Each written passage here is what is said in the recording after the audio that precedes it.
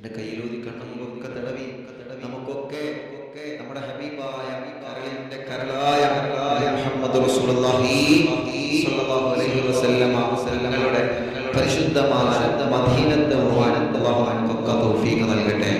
ഇൻഷാ അല്ലാഹ് നമുക്ക് അവിടെ പോകണം. അല്ലാഹു തൗഫീഖ് ചെയ്യട്ടെ. ആമീൻ പറയും. അല്ലാഹു തൗഫീഖ് ചെയ്യട്ടെ. പോട്ടെ മദീനത്ത് പോട്ടെ. അല്ലാഹു തൗഫീഖ് ചെയ്യട്ടെ. നിങ്ങൾ ആമീൻ പറയും. ആമീൻ പറഞ്ഞാൽ നടക്കും. അതെങ്ങനെയെന്നില്ല അള്ളാഹു നടത്തി തരും. അങ്ങനെയുണ്ട്. അത് അള്ളാഹു നടത്തി തരും. നമ്മുടെ മനസ്സിൽ അങ്ങനെ ആഗ്രഹം ഉണ്ടെങ്കിൽ അള്ളാഹു അത് നടത്തി തരും. ഉറപ്പാണ്. ഒരിക്കൽ മദീനത്ത് പോയിട്ട് അല്ലെങ്കിൽ മദീനയിൽ പോവാൻ കഴിയാതെ വിഷമിച്ച ആളുകളുണ്ടാവും.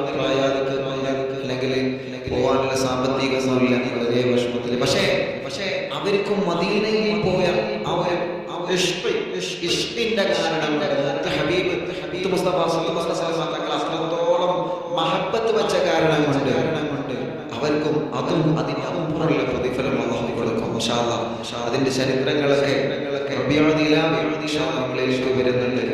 റമദാൻ 1 മുതൽ 30 വരെ